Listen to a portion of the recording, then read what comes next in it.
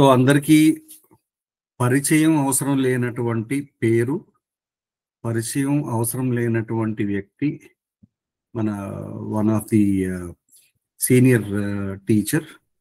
ఈరోజు మనకి మన క్లాస్ ఆవిడే తీసుకుంటారు. షీ విల్ ఎక్స్‌ప్లెయిన్ అస్ మనందరికీ కూడాను. అఫర్మేషన్స్ ఎందుకు చదవాలి? ఎలా చదవాలి? దాని యొక్క రీజన్ ఏంటి? ఎందుకు చదవాలి? తెలుగులో కొన్ని వర్డ్స్ రావట్లేదు నాకు. దాని ముఖ్యత్వం ఏంటి అని ఇన్ డీటెయిల్డ్‌గా మనకి అఫర్మేషన్స్ గురించి మనకి ఈ క్లాస్ ఉంటుంది.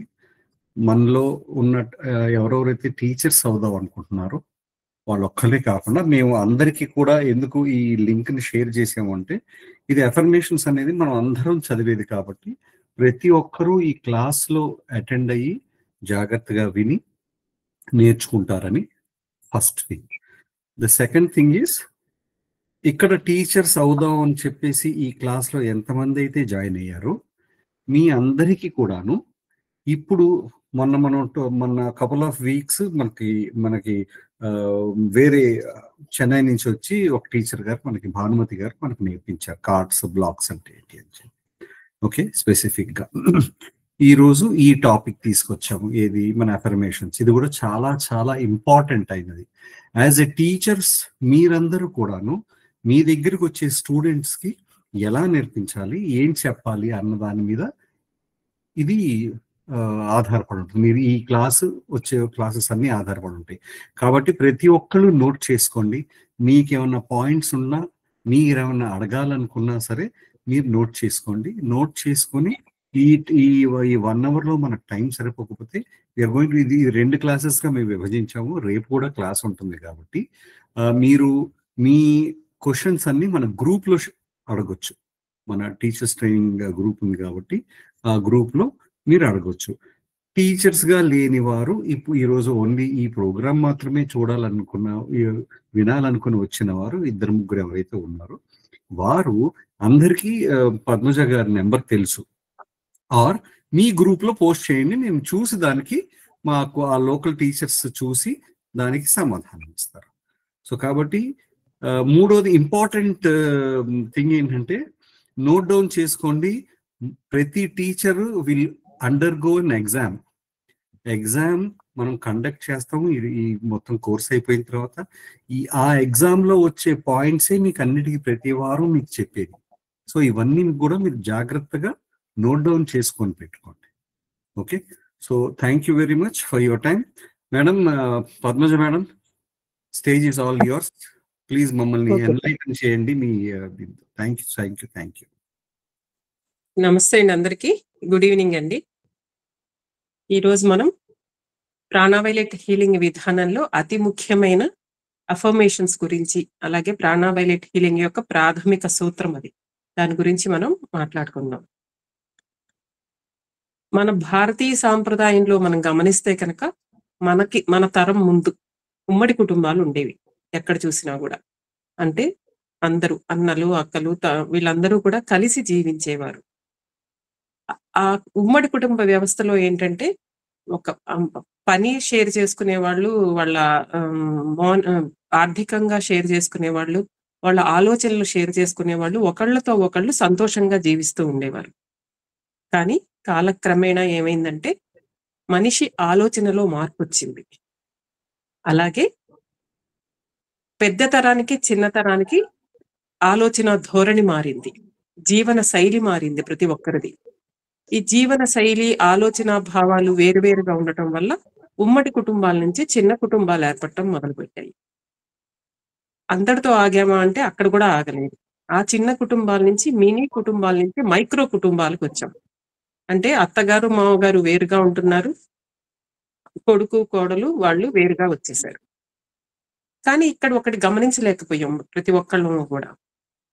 ఏం గమనించలేకపోయామంటే వ్యక్తుల నుంచి దూరంగా, అంటే మనకు ఫస్ట్ నుంచి కూడా ఒక నానుడు ఉంది, మనం దూరంగా వెళ్తే ప్రేమలు అలాగే ఉంటాయి, దగ్గరగా ఉంటే గనక కొట్టుకు చచ్చిపోతాం కాబట్టి దూరంగా వెళ్తే ఆ ప్రేమలు అలాగే ఉంటాయని అనుకునేవాళ్ళు. కానీ ఎక్కడికి వెళ్ళినా కూడా మారాల్సింది మనిషి ఆలోచన అనేది మనకు అర్థం కాలేదు ఎవరికి. మనిషి ఆలోచన మారితే దూరంగా ఉన్నా దగ్గరగా ఉన్నా ఒకటే. మనం ఎక్కడో ఉన్న వాళ్ళకి, ఏదో దేశంలో ఉన్న వాళ్ళకి మనం పంపిస్తున్నామా లేదా ఆలోచన, వాళ్ళు ఎలా ఉన్నారు, లేదా వాళ్ళకి మనకి ఏదైనా తేడా వచ్చినప్పుడు వాళ్ళ గురించి ఆలోచించట్లేదా మనం? ఆలోచిస్తున్నాం కదా. పక్కన ఉన్నవాడైనా ఒకటే, వేరే దేశంలో ఉన్నవాడైనా ఒకటే మన ఆలోచన సరళిలో.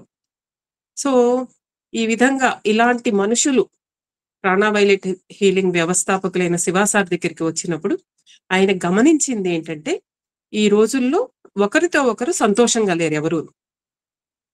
ఒకళ్ళకి పడటం లేదు. ఆ పడకపోవటం వల్ల ఈ ప్రతికూలన ఆలోచన రూపాలనండి, ప్రతికూల ఎనర్జీస్ అనండి, డార్క్ ఎనర్జీస్ అనండి, ఇవన్నీ కూడా ఒక వ్యక్తి నుంచి ఒకరికి వస్తుంది. ఎందుకు? ఎవరికి అంటే ఇష్టం లేదు ఎవరికిను. వాళ్ళంటే మనకిష్టం ఉండట్లా, మనం అంటే మన నుంచి కూడా వెళ్తున్నాయి. ఎదుటి వ్యక్తుల నుంచే మనం రిసీవ్ చేసుకోవట్లా. మన నుంచి కూడా ఆ నెగెటివ్ ఎనర్జీస్ అనేవి ఇవతల వ్యక్తులకి వెళ్తున్నాయి అన్నమాట. ఎవరైనా సంతోషంగా, ఒక వ్యక్తి వలన సంతోషంగా లేనప్పుడు వాళ్ళు కొన్ని రకాలైన వైబ్రేషన్స్ అంటే ఆలోచన రూపాలు, ఆలోచన తరంగాలు అంటాం చూసారా మనం, అది ఆలోచన రూపాలు. ఆ ఆలోచన రూపాలు ఆలోచిస్తూ ఉంటారు ఆ వ్యక్తి గురించి. ఆ ఆలోచించినప్పుడు ఆ ఆలోచన, ఆ వైబ్రేషన్స్ ఆ ఎనర్జీ అవతల వ్యక్తుల్ని ప్రభావితం చేస్తూ ఉంటుందన్నమాట. వారి కోసమే శివ సార్ వీటన్నిటిని ఎలా బ్యాలెన్స్ చేయాలని ఆలోచించినప్పుడు ఈ అఫర్మేషన్స్ ని తయారు చేశారు శివ సార్. ఈ అఫర్మేషన్స్ లో మనకి క్షమా ప్రార్థనలని, ఆధ్యాత్మిక ప్రార్థనలని, స్త్రీల అఫర్మేషన్స్, ప్రాస్పర్టీ అఫర్మేషన్స్ ఉన్నాయి. దాంట్లో ఇవాళ మనం క్షమా ప్రార్థనల గురించి మాట్లాడదాం. ఇలా ఒకళ్ళతో ఒకళ్ళు సంతోషంగా లేరు అన్నప్పుడు అది కుటుంబానికే పరిమితమైందా అంటే కాదు.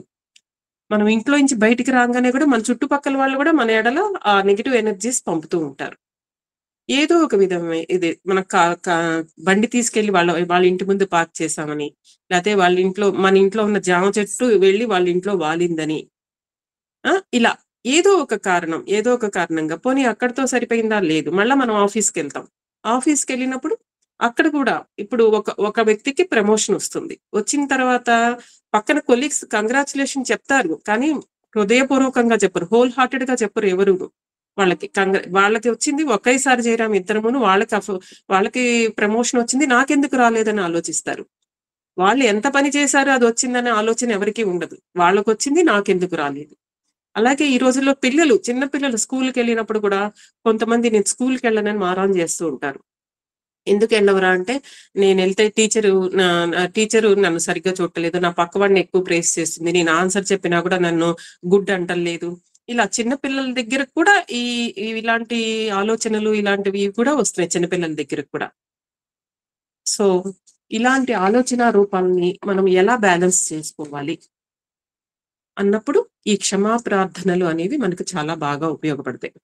ఈ క్షమా ప్రార్థనలు అనేవి మనల్ని మనం బ్యాలెన్స్ చేసుకోవటంలోను, అలాగే బయట నుంచి వచ్చే నెగటివ్ ఎనర్జీస్ ని బ్యాలెన్స్ చేయటంలోను ఎంతో, అసలు అంటే ఇది మనం ఏదో ఒక జపం చేయాలా, ధ్యానం చేయాలా అనేది కాకుండా చాలా సులభంగా మనసు పెట్టి చదివితే మన కర్మని మనం బ్యాలెన్స్ చేసుకోవటంలో అత్యంత సులభమైన సాధనం అన్నమాట ఈ క్షమా ప్రార్థనలు అనేది. మనకందరికీ తెలుసు, ఫస్ట్ పేజీలో క్షమా ప్రార్థనలో ఏముంటుంది? కార్డ్స్, సూక్ష్మ శరీరము మరియు చక్రాల మీద ఉన్న కార్డ్స్ మరియు అడ్డంకులను తొలగించిన విధానం. సూక్ష్మ శరీరం అంటే మన ఎనర్జీ బాడీ, మనం ఏదైతే హీలింగ్ చేసుకుంటున్నామో మన ఎనర్జీ బాడీ మీదే మనకు వచ్చేవి కూడా కార్డ్స్ కానీ, మనకున్న చక్రాల బ్లాక్స్ కానివ్వండి, మన ఉద్యోగంలో కార్డ్స్ కానివ్వండి, ఏవైనా బ్లాక్స్ అన్ని కూడా మన సూక్ష్మ శరీరం మీదనే ఉంటాయి. వాటన్నిటినీ కూడా బ్యాలెన్స్ చేసుకోవటం, తీసివేయటం కాదు, గుర్తుపెట్టుకోండి, బ్యాలెన్స్ చేస్తాం. ఎప్పుడు కూడా బయట నుంచి వచ్చేవన్నీ కూడా మనం బ్యాలెన్స్ లోనే ఉంటుంది అది. ఎందుకంటే తీసివేయటం అనేది మనం చేసిన కర్మ ఆధారంగా అక్కడ లెక్కించబడుతుంది. మనం ఎంతగా క్షమా ప్రార్థనలు చదివి మన కర్మను బ్యాలెన్స్ చేసుకుంటామో అప్పుడు అవి తొలగిపోతాయి. ప్రస్తుతానికి అవి బ్యాలెన్స్ చేయబడుతూనే ఉంటాయి. అది సరే. ఫస్ట్ అందుకోసం మనం తెలిసి తెలియక చేసిన తప్పులకి క్షమించమని అడగాలి. దానికి స్టార్ట్ చేసినప్పుడు మన ఫస్ట్ అఫర్మేషన్ లో సర్వోన్నతుడైన పరమాత్మకు అని ఉంటుంది. అసలు ఎవరు ఈయన? ఈ సర్వోన్నతుడైన పరమాత్మ అంటే ఎవరు? ఆయనకు ఒక రూపం ఉందా? నామం ఉందా? ఎవరైనా చెప్పచ్చు. పేరుందా? లేకపోతే ఇలా ఉంటాడు అని వర్ణించడానికి ఎలా అయినా ఉన్నారా? చెప్పండి కృష్ణ గారు.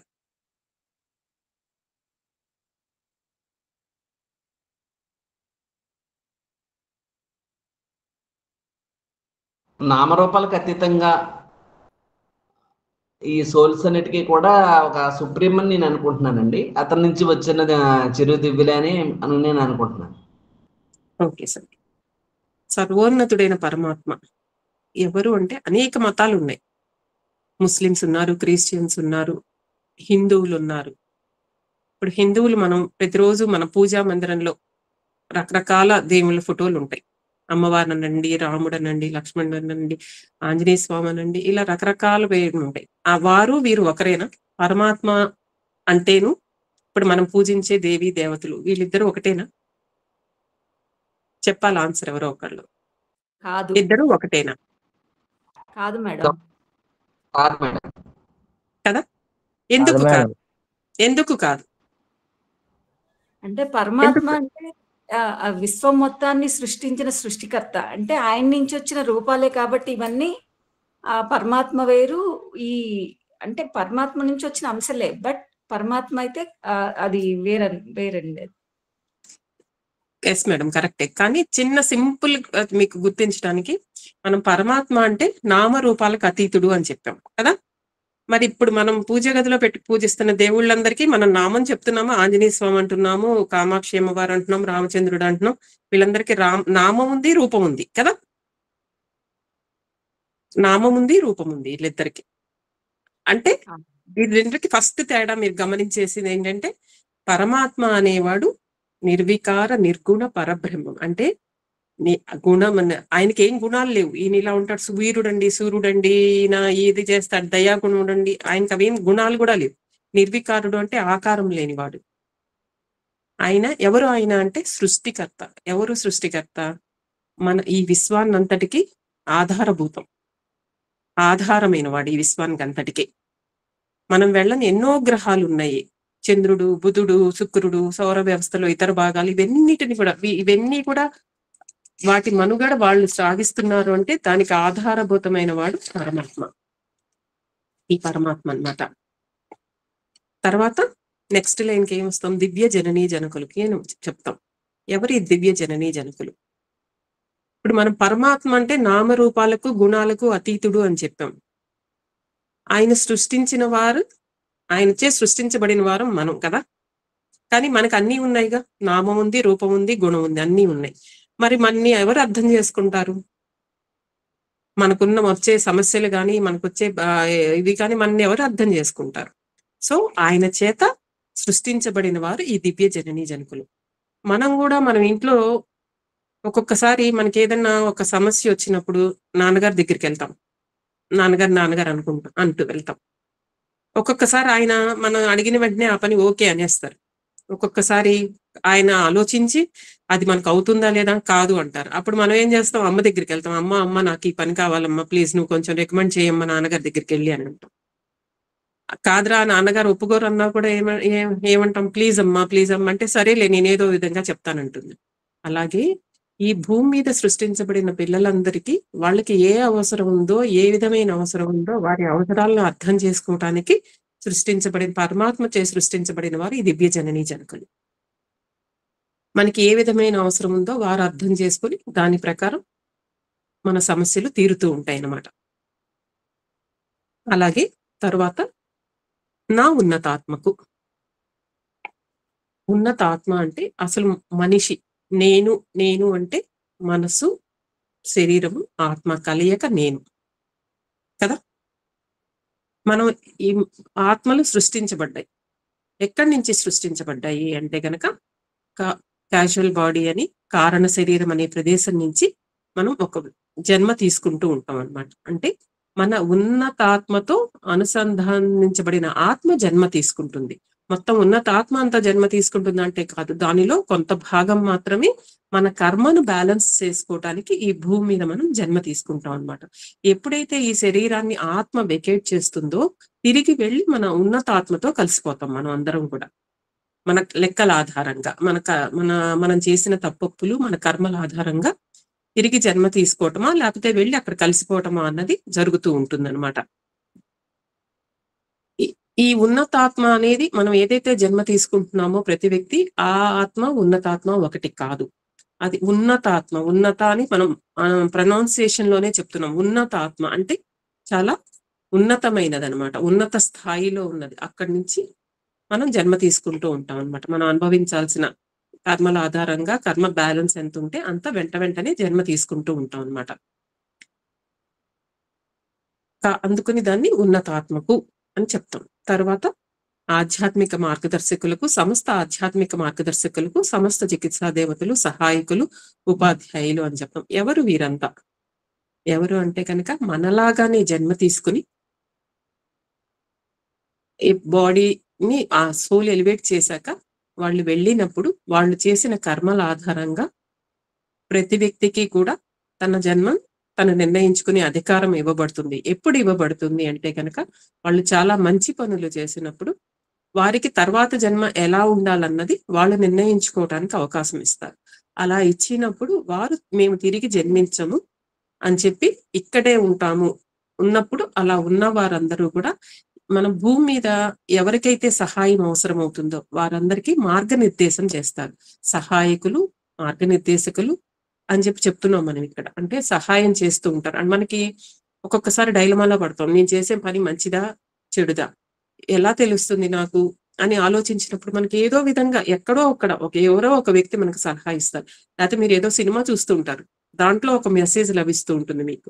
లేకపోతే మీరు ఏదైనా ఒక ఆర్టికల్ చదువుతూ ఉంటారు, దాంట్లో ఏదో ఒక మెసేజ్ కనిపిస్తుంది. మీకు కావాల్సింది, అరే భలే వచ్చింది ఈ మెసేజ్, నాకు నేను దీనికోసం వెతుకుతున్నాను, నేనేదో అనుకున్నట్టుగా ఎవరో వచ్చి సహాయం చేసినట్టుగా నాకు ఈ మెసేజ్ వచ్చింది అనుకుంటారు అందరూ. సో వాళ్ళు ఇలా అవసరమైన వారికి సహాయం చేయటానికి ఆధ్యాత్మిక మార్గదర్శకులు, సహాయకులు, ఉపాధ్యాయులుగా మారతారనమాట. అంటే వారు తిరిగి జన్మించటానికి ఇష్టపడరు. వాళ్ళు జన్మ తీసుకోవటానికి ఇష్టపడక అక్కడే ఆలోకంలోనే ఉండి అవసరమైన వారికి సహాయం చేస్తూ ఉంటారు. వీళ్ళు ప్రతికూలం అంటే నెగిటివిటీ మనకి ఎక్కువగా ఉందనుకోండి, వాళ్ళు మనకు సహాయం చేయడానికి రారు. ఎందుకు మనకు నెగిటివిటీ ఎక్కువ అవుతుంది అన్నది నేను తర్వాత మీకు వివరిస్తాను. తర్వాత మహాకర్మ మండలికి అంటే ఇక్కడ సమస్త ఆధ్యాత్మిక మార్గదర్శకులు అని చెప్పుకున్నాం. తర్వాత సెంటెన్స్ ఏంటంటే నా ఆధ్యాత్మిక మార్గదర్శకులు, నా ఆధ్యాత్మిక సహాయకులు. ఎవరికి వాళ్ళకి పర్సనలైజ్డ్ గా కూడా ఉంటారండి ఆధ్యాత్మిక మార్గదర్శకులు, సహాయకులు. మనకి ఎప్పుడైనా సరే ఆధ్యాత్మికంగా మనకు సహాయం అవసరమైనప్పుడు వీరు ఏదో విధంగా మనకు సహాయం అందిస్తూ ఉంటారు. ఆ సహాయాన్ని మనం అందుకుంటామా, మనం చూసి చూడనట్టు వదిలేస్తామా అన్నది మన వివేకం మీద ఆధారపడి ఉంటుంది. మనం డైలమాలో ఉన్నప్పుడు డెఫినెట్ గా వస్తుంది మనకు సమాధానం వచ్చినప్పుడు దాన్ని అందుకోవటంలో ఉంటుంది మన విజ్ఞత. ఎక్కడి నుంచి అయినా సరే అందుకోలేదా మళ్ళా జన్మిస్తూ ఉంటాం, మళ్ళీ కర్మను బ్యాలెన్స్ చేసుకుంటూ ఉంటాం, మళ్ళా మొదలే. తర్వాత మహాకర్మ మండలికి. ఎవరి మహాకర్మ మండలి అంటే మన కర్మలని మన పెద్దవాళ్ళు చెప్తుంటారు, చిత్రగుప్తుడు మీ చిత్రాలన్నీ చిత్రిస్తూ ఉంటాడు, లెక్కలన్నీ రాస్తూ ఉంటాడు. అలాగే వీళ్ళందరూ ఈ మహాకర్మ మండలి అన్నమాట. వీళ్ళందరూ అక్కడ ఉండి ఎప్పుడైతే ఈ ఆత్మలు బాడీని వెకేట్ చేసి పైకి వస్తాయో వాళ్ళు చేసిన తప్పులని చూపిస్తారు. మీరు ఈ తప్పులు చేశారు, మీరు ఈ మంచి పనులు చేశారు అని. ఎప్పుడైతే మన తప్పులు ఎక్కువ ఉన్నాయో మళ్ళా వెంటనే జన్మ తీసుకుంటాం.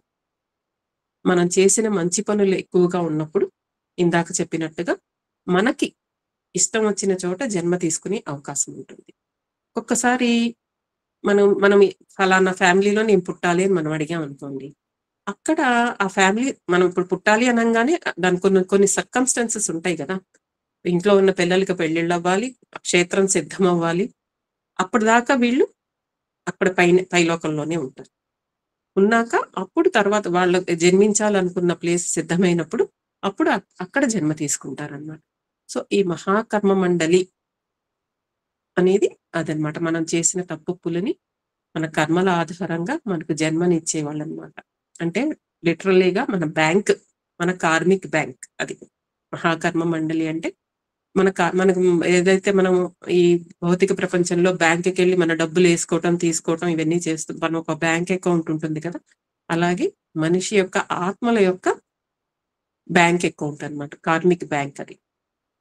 వీళ్ళందరినీ ఎందుకు చెప్తున్నాం? పరమాత్మకు, దివ్య జననీ జనకులకు, నా ఆధ్యాత్మిక సహాయకులకు, నా ఉన్నతాత్మకు, మహాకర్మ మండలికి, వీళ్ళందరినీ ఎందుకు ఇన్వోక్ చేస్తున్నాం మనం? ఎందుకు వీళ్ళందరికీ అంటే మనం పూర్వకాలంలో లెటర్స్ రాసేవాళ్ళం, మీకు అందరికీ గుర్తుందా?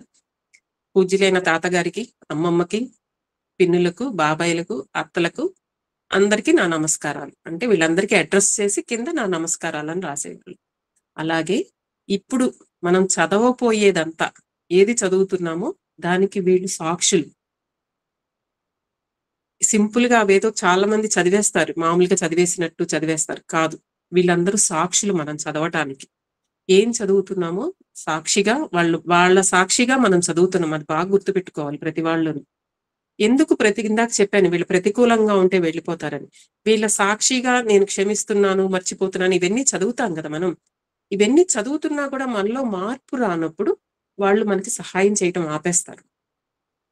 వాళ్ళు నెగిటివిటీని కొంతకాలం, ఎవరైనా చూడండి, మనం మామూలు మనిషిగా ఉన్నప్పుడు కూడా మనం ఎవరైనా వచ్చి మాకు సహాయం చేయండి అని అడిగినప్పుడు ఓకే సహాయం చేస్తాం. ఎందుకు కొంతకాలం చూస్తాం వాళ్ళు అసలు మారతారా లేరా అని చూస్తాం. కొంతకాలం తర్వాత వాళ్ళు మారలేదు అనుకోండి, మనం మళ్ళీ సహాయం చేస్తామా? చెయ్యం కదా ఎవరికీను. అలాగే వాళ్ళు కూడా అంతే, వాళ్ళు సాక్షిగా వాళ్ళందరూ ఇక్కడ మనం మామూలు జన్మ, భూలోకంలో మామూలు మానవ జన్మ మంది, వాళ్ళు చాలా ఉన్నత స్థాయిలో ఉన్న వాళ్ళు.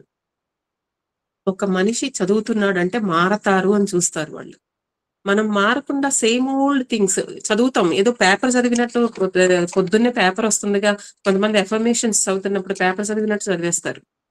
కాదు, మనసు పెట్టి చదవాలి. ఒకళ్ళు సాక్షిగా మనని గమనిస్తున్నారనే గమనికతో చదవండి ప్రతి ఒక్కళ్ళు కూడా ఎఫర్మేషన్స్ చదివేటప్పుడు. ఇంతమంది సాక్షుల్ని నేను పిలుస్తున్నాను, ఈ ఎఫర్మేషన్ చదువుతున్నాను అంటే మామూలు విషయం కాదు. ఎందుకు మార్పు వస్తుంది అంటే మీరు కొంచెం మార్పు మొదలైతే మిగతా మార్పు అంతా ఆటోమేటిక్ గా అదే వస్తూ ఉంటుంది. మార్పు అనేది కంపల్సరీ ఎందుకు వస్తుంది అంటే వాళ్ళు మీకు సహాయం చేస్తారు. ఆధ్యాత్మిక మార్గదర్శకులనండి, కర్మమండలనండి, మీ ఉన్నతాత్మనండి, పరమాత్మ, దివ్య, వీళ్ళందరూ మీకు సహాయం చేయటం మొదలు పెడితే ఆటోమేటిక్ గా మీ అంతటా మీరే మారుతూ ఉంటారు.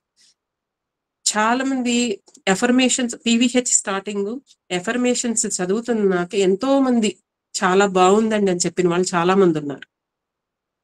సో మెనీ పీపుల్ ఫోన్ చేసి చెప్తూ ఉంటారు నాకు చాలా మంది, ఇప్పుడు బాగుందండి. అసలు వాళ్ళు బేసిక్ క్లాస్ కి అటెండ్ కాని వాళ్ళు కూడా ఉన్నారు.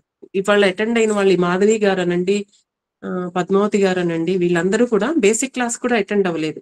జస్ట్ నాకు ఫోన్ చేసినప్పుడు నేను ఈ ఎఫర్మేషన్స్ ఒక 15 days చదవండి, తర్వాత మాట్లాడతాను మీతో అని చెప్పినప్పుడు వాళ్ళు నెక్స్ట్ డే నాకు మెసేజ్, ఒక 3 days తర్వాత మెసేజ్ పెడతారు, మేడం ఈ ఎఫర్మేషన్స్ చదవటం మొదలు పెట్టాక చాలా బాగుందండి, ఇప్పుడు చాలా ప్రశాంతంగా ఉందని చెప్తారు. అంటే మనిషి మనం ఎప్పుడైతే మనం మారాలి అని అనుకున్నామో మనకు సహాయం ఆటోమేటిక్ గా వస్తూ ఉంటుంది. మనం మారకుండా, మనం ఆలోచన సరళి మారకుండా మనం ఎంతకాలం ఎఫర్మేషన్స్ చదివినా ఒకటే. మామూలు ఇంటికి వచ్చే న్యూస్ పేపర్ ఒకటే, క్షమా ప్రార్థనలు ఒకటిలానే కనిపిస్తాయి. సో ప్రతి వాళ్ళు కూడా గమనించండి, మనం వాళ్ళందరి సాక్షిగా ఎఫర్మేషన్స్ చదువుతున్నాము అన్నది. ఈ ఎఫర్మేషన్స్ అనేవి మనకు అనేక భాషల్లో ఉన్నాయి. శివాసారి ఎన్ని దేశాలు వెళ్ళారో అన్ని భాషల్లోనూ ఉన్నాయి ఎఫర్మేషన్స్ అనేవి. తర్వాత నెక్స్ట్ లైన్, నేను క్షమిస్తున్నాను మరియు మర్చిపోతున్నాను. నేను తెలుసు కానీ తెలియదు. చెప్పండి సార్. ఓకే, ఇంపార్టెంట్ ఫస్ట్ పారా చెప్పేశారు కాబట్టి ఇక్కడ ఇంత లోపల, ఎందుకంటే మనం వాళ్ళందరి సాక్షిగా మనం చదివాం. ఓకే, ఇప్పుడు వరకు చెప్పిన దాంట్లో ఎవరికైనా సరే ఏదైనా డౌట్ ఉందా? ఇక్కడ నాకు 2 చేతులు లేపారు, ఒకటి కృష్ణ గారు, 2 మాధవి గారు. కృష్ణ గారు చెప్పండి. దివ్య జననీ జనకులు అంటే వాళ్ళకి నామరూపాలు ఉన్నాయండి? లేదు, దివ్యమాత, దివ్యపత, తల్లి తండ్రి. తల్లి తండ్రి అని ఒక నామం ఉంది, తల్లి తండ్రి. ఓకే, అంటే మన తల్లిదండ్రి కాదు కదండి దివ్యమాత, మన తల్లిదండ్రులు కాదు. కాదండి, అందరికీ ఈ భూమి మీద సృష్టించబడిన వారందరికీ వాళ్ళు దివ్య జననీ జనకులు. చికిత్సా దేవతలు ఏంటి మేడం మరి? Healing angels. ఈ మార్గదర్శకులనండి, సహాయకులనండి, ఆధ్యాత్మిక సహాయకులనండి, చికిత్సా దేవదూత. ఇప్పుడు మీరు ఎఫర్మేషన్స్ చదువుతున్నారు, ఆధ్యాత్మిక మార్గదర్శకులు, సహాయకులు మీకు హెల్ప్ చేస్తారు. మీరు హీలింగ్ చేస్తున్నారు, హీలింగ్ చేసేటప్పుడు ఆ హీలింగ్ ఏంజల్స్ మీకు సహాయం చేస్తారు. మీరు హీలింగ్ ఓకే. మొదలు పెట్టారు, మీకు ఏదైనా డౌట్స్ వచ్చాయి, మీరు ఎలా చేయాలి, ఏం చేయాలి అన్నది ఎవరో ఒకళ్ళు సహాయం చేస్తారు. మీకు మీ డౌట్ ని ఎవరో ఒకళ్ళు హెల్ప్ చేస్తారు. మీ మీ ఓకే. ఉన్న సందేహం తీరుతుంది, తీర్చబడుతుంది మీకున్న సందేహం. ఓకే. ఓకేనా sir? Okay madam. Right. Madhavi గారు. మేడం నమస్తే అండి. సేమ్ డౌట్ అండి, క్లియర్ అయింది.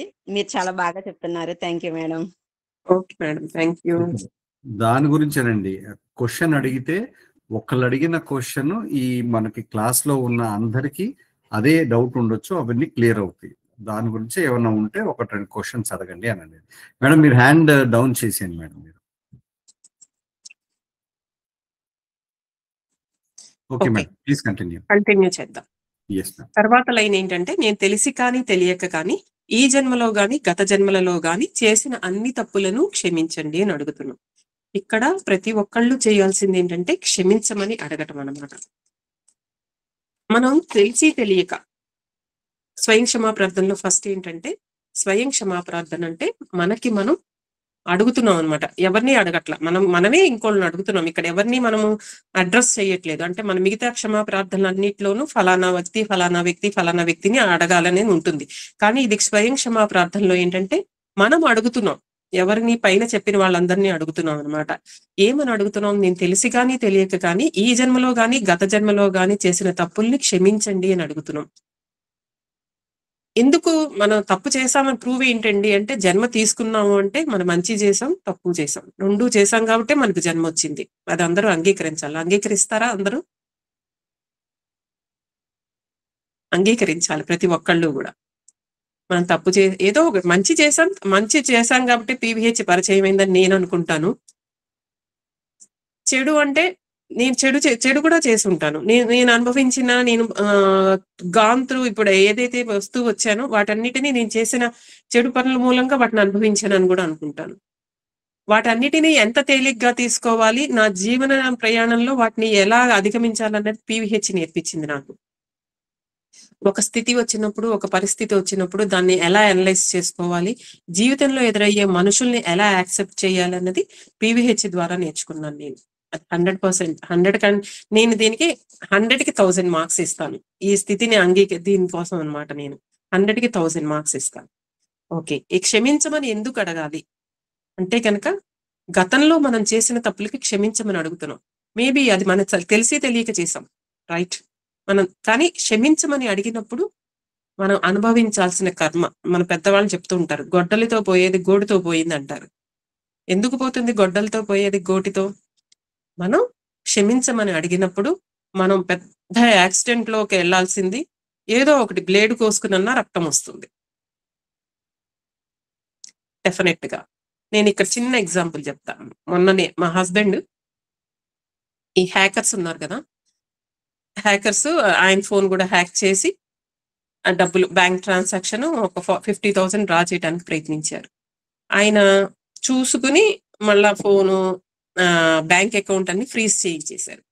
నాకు అక్కడ అర్థమైంది ఏంటంటే, డబ్బుల కోసం మేము ఇబ్బంది పడాలి, అది వాడు తీసుకునే కంటే మాకు మేమే బ్యాంక్ అకౌంట్ ని ఫ్రీజ్ చేసుకుని ఒక 10 days 15 days మేము డబ్బుల కోసం ఇబ్బంది పడ్డాం. ఎందుకంటే బ్యాంక్ అకౌంట్ అన్ని ఫ్రీజ్ అయిపోయినాయి, ఆఖరికి గూగుల్ పే కూడా మాకు పని చేయలేదు. అంటే ఎంతో పెద్ద కర్మ జరగాల్సింది చిన్నగా పోయింది అనేది నాకు అర్థమైంది అనమాట అక్కడ. అలాగే మనం అక్కడ భగవంతుడు సహాయం చేశాడన్నది మా అర్థమయ్యే విషయం అనమాట, మనం అర్థం చేసుకోవటంలో ఉంటుంది. అలాగే గొడ్డలతో పోయేది గోడితో పోతూ ఉంటుంది మనం కనుక మనస్ఫూర్తిగా అఫర్మేషన్స్ చదువుతూ ఉంటే కనుక. అలాగే నాకు, నా కుటుంబానికి అపకారం చేసిన ప్రతి ఒక్కరిని నేను క్షమిస్తున్నాను. ఇది చాలా ముఖ్యమైనది. ఎందుకంటే ఎవరి మీద ప్రతీకారం ఉండకూడదు ఎవరికి. కొన్ని కారణాల వల్ల వాళ్ళు తప్పులు చేసి ఉండొచ్చు, అది వాళ్ళ మనస్థితి. ఇప్పుడు మనం కూడా పీవీహెచ్ వచ్చేదాకా కూడా మన మానసిక స్థితి వేరుగా ఉంది. పీవీహెచ్ వచ్చాక ఈ అఫర్మేషన్స్ చదువుతూ పీవీహెచ్ ఫాలో అవుతున్న వాళ్ళ మానసిక స్థితి వేరుగా ఉంది. అవునా కాదా? ఎదుటి వాళ్ళని అర్థం అవును మేడం. చేసుకోవడంలో పక్క వాళ్ళది మనం పీవీహెచ్ అనుసరిస్తున్నప్పుడు ఉన్న మానసిక స్థితికి, మనం పీవీహెచ్ అనుసరించక ముందు ఉన్న మానసిక స్థితికి చాలా తేడా ఉంది కదా. సో ఎదుటివాడికి ఆ ఆలోచన ధోరణి లేదు కాబట్టి తప్పులు చేస్తున్నాడు. వాళ్ళని యాక్సెప్ట్ చేయాలి, అంగీకరించాలి, కానీ ప్రతీకారం తీర్చుకోకూడదు వాళ్ళ మీద. శివ సార్ చెప్తారు, ప్రతి దానికి మీరు ఫస్ట్ ఎదుటి వాళ్ళని కానీ మిమ్మల్ని మీరు కానీ మీరు ఉన్న స్థితిని అంగీకరించండి, యాక్సెప్ట్ చేయండి వాళ్ళని. ఇలా యాక్సెప్ట్ చేసినప్పుడే మనం ఒక అడుగు ముందు వేయగలం. లేకపోతే మనకి ఎన్నో రకాల డౌట్స్. నేను ఎలా ఎందుకున్నాను, నేను ఇంత పొడుగ్గా ఎందుకున్నాను, ఇంత నల్లగా ఎందుకున్నాను, నేను ఎందుకు తెల్లగా లేను, నేను ఇంత పొట్టిగా ఎందుకు పుట్టాను, ఎందుకు పుట్టావు? అది నువ్వు గత జన్మలో చేసుకున్న కర్మల ఆధారంగా పుట్టావు, అది నువ్వు చేసుకున్నది. సో నీకు ఈ జన్మ వచ్చినప్పుడు దాన్ని యాజ్ ఇట్ ఈజ్ గా యాక్సెప్ట్ చేయటం ప్రారంభించండి. నేను ఈ దిశానిర్దేశాన్ని మనస్ఫూర్తిగా అంగీకరిస్తున్నానని చెప్తున్నాం. ఏంటి దిశానిర్దేశము? దిశ అంటే మనం ఎన్నుకున్నదే, మనం చేసిన కర్మలు. నిర్దేశించబడినది మనకి ఈ జన్మ. ఆ రెండిటిని మనం యాక్సెప్ట్ చేస్తున్నాం, యాక్సెప్ట్ చెయ్యాలి ప్రతి ఒక్కళ్ళు కూడా. చేస్తేనే అండర్లైన్ చేయాలి, ఇది చేస్తేనే ప్రతి వాళ్ళకి కూడా మనశ్శాంతి వస్తుంది. లేకపోతే ఎప్పుడు క్వశ్చన్సే. వాడంత సంపాదించాడు, నేనెందుకు సంపాదించట్లేదు, అతను నేను ఒకే బిజినెస్ చేస్తున్నాం, వాళ్ళు ముందుకెళ్ళిపోతున్నారు, నేను ఎక్కడేసిన గొంగళ అక్కడలాగానే ఉన్నా. అంతే, మన అలాగే ఉంటాయి ప్రతి యాక్సెప్ట్ చేయకపోతే కనుక. సో మన జీవిత క్రమంలో ప్రతి అడుగులోనూ యాక్సెప్టెన్స్ ఎప్పుడు నేర్చుకున్నామో అప్పుడు ప్రశాంతత ఏర్పడుతుంది. ప్రతి వ్యక్తికి కూడా ఫస్ట్ ప్రశాంతత ఏర్పడుతుంది. ఇక్కడ ప్రతిదానికి కూడా మనం ఎలా రెసిప్రొకేట్ అవుతాం, అంటే మనం ఎలా ప్రతిస్పందిస్తాం అనేది చాలా ముఖ్యం. ఎక్కడైనా కూడా మనకు కోపం వస్తుంది ఎదుటి వాళ్ళ మీద, కానీ ప్రతీకారం తీర్చుకోవాలి అనే ఉండకూడదు అనమాట. ఎవరు కూడా ఎందుకు ఉండకూడదు? మన పెద్దవాళ్ళు చెప్పారు చూసారా, తన కోపమే తన శత్రువు, మన కోపమే మన శత్రువు. ఎందుకు అవుతోంది శత్రువు? కోపం వచ్చిన దగ్గర నుంచి మనిషికి బీపీ పెరుగుతుంది, ఎమోషన్స్ పెరుగుతాయి, తర్వాత షుగర్ వస్తుంది, బాడీలో ఏంటి గ్యాస్ ఫామ్ అయిపోతుంది. అవన్నీ మనకు శత్రువులేగా. ఎదుటివాడి మీద కోపం వచ్చినా కూడా మనకు శత్రువే కదా అది, మన శరీరానికి. సో తన కోపమే తన శత్రువు. అది మన కర్మను బ్యాలెన్స్ చేసుకోవడానికి ఎటువంటి పరిస్థితుల్లోనూ హెల్ప్ చేయదు. కోపం, మన ఎదుటి వాళ్ళ మీద ప్రతీకార వాంఛ అనేది మన కర్మను బ్యాలెన్స్ చేసుకోవడంలో ఎటువంటి మనకు హెల్ప్ చేయదన్నమాట. అందుకని నన్ను క్షమించండి, నేను మిమ్మల్ని క్షమిస్తున్నాను, మీరు నన్ను క్షమించండి. ఎందుకు క్షమించమని అడుగుతున్నాం అంటే, నేను ఈ జీవిత కాలంలో కొన్ని పాఠాలు నేర్చుకున్నాను, కొన్ని విషయాలు నేర్చుకున్నాను. దాని ద్వారా నాకు అర్థమైంది నేను ఎదుటి వారిని క్షమించాలి, నేను క్షమించమని అడగాలి అన్నది నాకు అర్థమైంది. సో అందుకని అడుగుతున్నాం అనమాట. అలాగే దయచేసి నాలో ఉన్న భయాలని, సందేహాలని తొలగించండి. అంటే చాలా సందేహాలు ఉంటాయి. మనం సరైన పనులు చేస్తున్నామా, నేను చేసే పని సరైందా కాదా, నేను సరైన మార్గంలో నడుస్తున్నానా లేదా అనేది చాలా సందేహాలు ఉంటాయి. నేను పీవీహెచ్లోకి వచ్చిన కొత్తల్లో కూడా నా మైండ్ అసలు నేను ఈ పీవీహెచ్లోకి వచ్చాను, నేను కరెక్ట్గా వెళ్తున్నానా లేదా, అప్పటికి ఇంతగా చెప్పేవాళ్ళు ఎవరు లేరండి. అప్పుడు కొత్తగా దానికి అసలు ఎంత డైలమాలో పడ్డాను అనమాట. అలాంటి సందేహాలు అనమాట. సందేహాలు, భయం కూడా, కరెక్ట్ అయిన మార్గంలో వెళ్తున్నానా లేదా అనేది భయం. పీవీహెచ్లో ఇలా చెప్తున్నారు, ఇది చెప్తున్నారు, ఇవన్నీ కరెక్టేనా, ఈ అఫర్మేషన్స్ చదువుతుంటే మన కర్మ బ్యాలెన్స్ అవుతుందా అనేది సందేహం.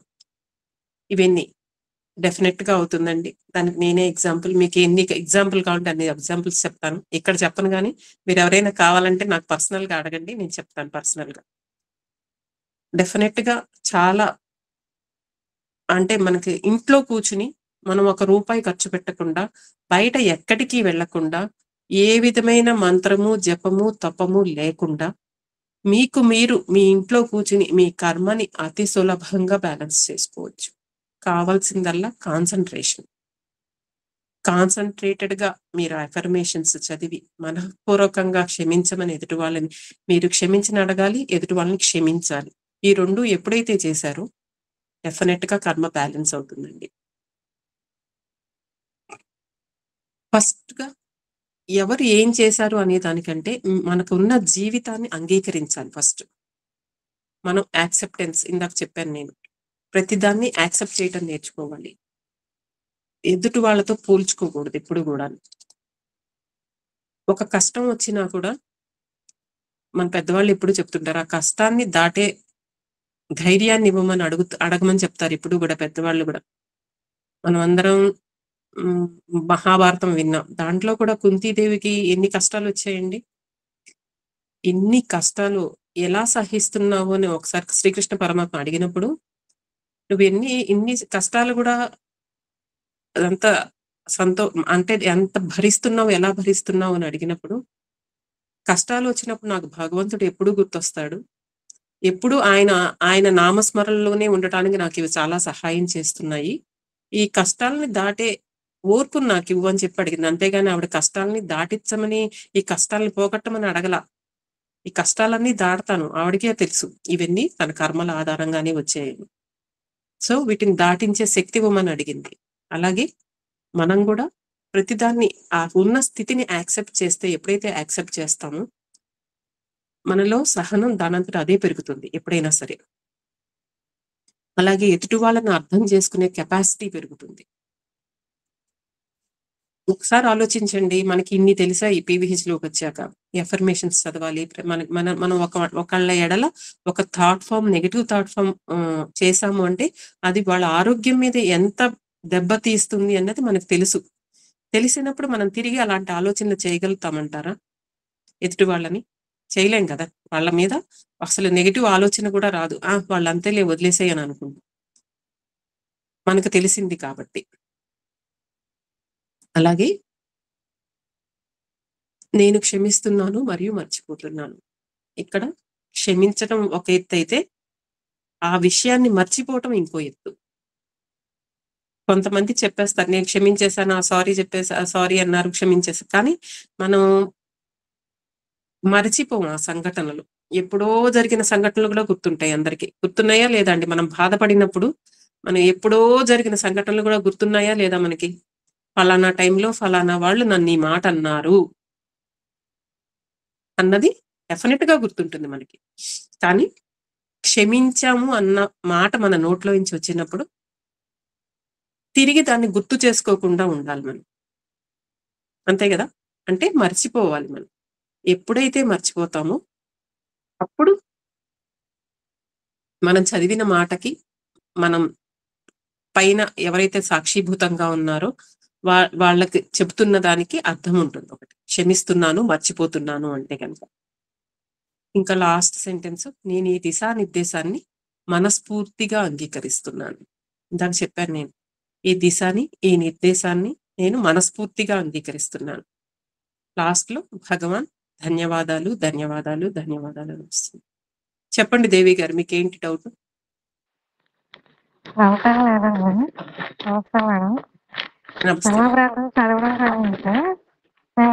మీ మాట క్లియర్ గా లేదు మేడం. నేను క్షమిస్తున్నాను, మర్చిపోతున్నాను అని చెప్పినప్పుడు మేడం, కొన్ని విషయాలు నిజంగానే మర్చిపోతున్నాను. అంటే నెగిటివ్ సంబంధించిన చాలా విషయాలు కొన్ని ఇది వరకు ప్రతిదీ ఎప్పుడో జరిగిన విషయాలు కూడా గుర్తుండేవి. అలాంటివి క్షమాప్రార్థన చదివిన కానీ చాలా మటుకి నెగిటివ్ మర్చిపోతున్నాం. అసలు ఏం జరిగిందో కూడా కొన్ని విషయాలు ఏమో గుర్తులేదు నాకు అప్పుడెప్పుడుదో అని అనిపించేటట్టుగా ఉంటుంది మేడం.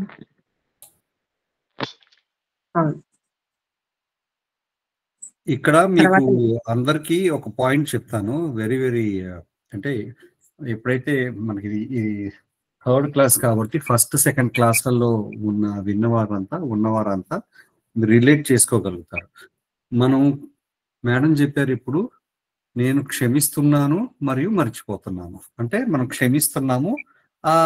ఏదైతే ఇప్పుడు ఎక్స్ వచ్చేసి నాకు ఒక తప్పు చేశారు, వాళ్ళు నేను క్షమించేశాను. ఆ క్షమించింది ఏం క్షమించాను? వాళ్ళు చేసిన పని క్షమించాను. ఆ చేసిన పని క్షమించినప్పుడు నేను అది మర్చిపోయాను.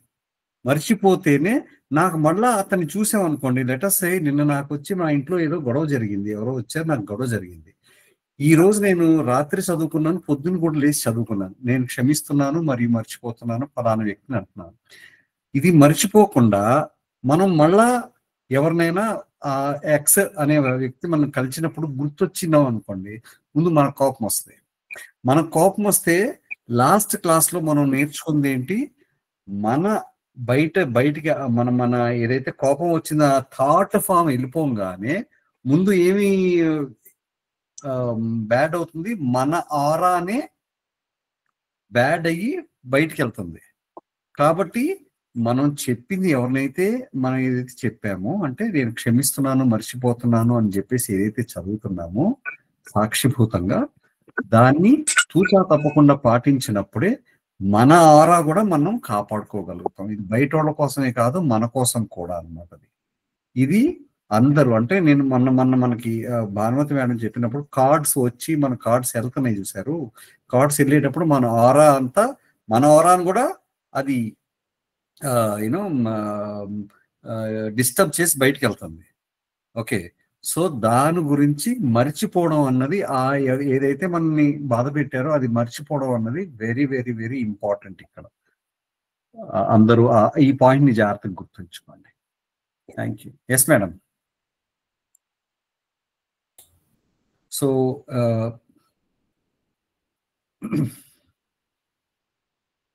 మీకు ఈ కార్డ్స్ బ్లాక్స్ గురించి చెప్పినప్పుడు మేడం గారు చెప్పినప్పుడు ఈ పాయింట్ ని చెప్పారు. ఓకే, మనం మర్చిపోవాలి, మనం క్షమించినప్పుడు క్షమించాలి, క్షమించి మర్చిపోవాలని చెప్పింది దీని గురించి అన్నమాట. సో దట్ మన మనం ఇచ్చేస్తాం. Yes madam, please. Next page మన కుటుంబ సభ్యులకి. కుటుంబ సభ్యులు అంటే మన అమ్మ నాన్న, మన అక్క చెల్లెళ్ళు, అన్నదమ్ములు, వీళ్ళందరూ. రుణానుబంధ రూపేణ పశుపత్ని సుతాలయ అంటే మనకి ఏదో ఒక రుణం ఉంటేనే మనకి తల్లి కానీ, తండ్రి కానీ, అన్నదమ్ములు కానీ, అక్క చెల్లెళ్ళు కానీ, మన సరౌండింగ్స్ వచ్చే పిల్లల అందరూ కూడా మన కర్మ ఆధారంగానే వీళ్ళందరూ మన కుటుంబ సభ్యులుగా మారారు. ఇది మీకు అన్ని పేజీలకి వర్తిస్తుంది.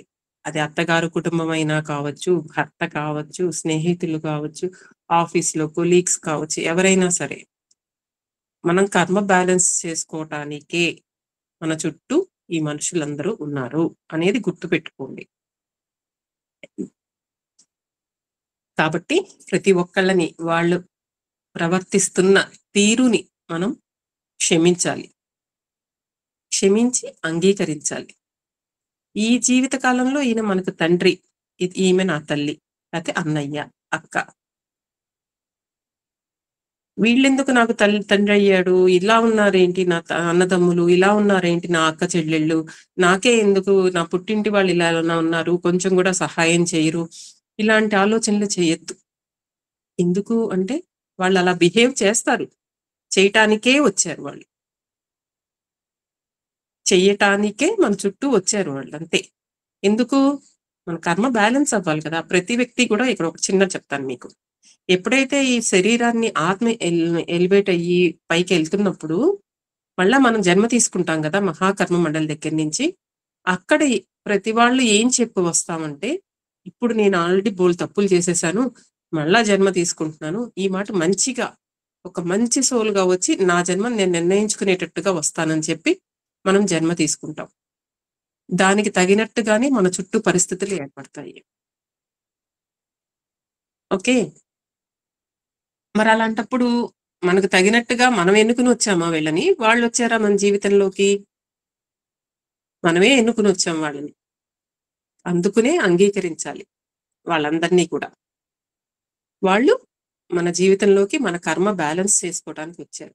మనం అంగీకరించలేదనుకోండి వీళ్ళని, వాళ్ళతో పోట్లాడుతున్నాం రోజు, మనకు కోపం వస్తుంది, సెపరేట్ అయిపోయారు, మళ్ళీ ఎక్కడికి వెళ్ళినా మనసు అనేది ఎప్పుడు కూడా అణగారదు, ఎవరికి మనసు స్థిమిత పడదు. ఎంత దూరం వెళ్ళినా, రష్యా అమెరికా పారిపోయినా కూడా ఈ మనసు ఆలోచన చేస్తుంటుంది.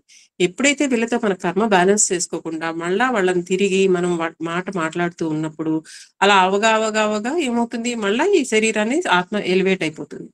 ఎలివేట్ అయిపోయాక తిరిగి మళ్ళా కర్మ బ్యాలెన్స్ చేసుకోవాలి. సేమ్ ఓల్డ్ పీపుల్ మళ్ళా వీళ్ళతో కర్మ బ్యాలెన్స్ అయ్యే వరకు వీళ్ళు మన చుట్టూ ఉంటూనే ఉంటారు. అది అవసరమా మనందరికీ? వాళ్ళని యాక్సెప్ట్ చేసేసి మన కర్మను బ్యాలెన్స్ చేసుకోవటం ముఖ్యమా?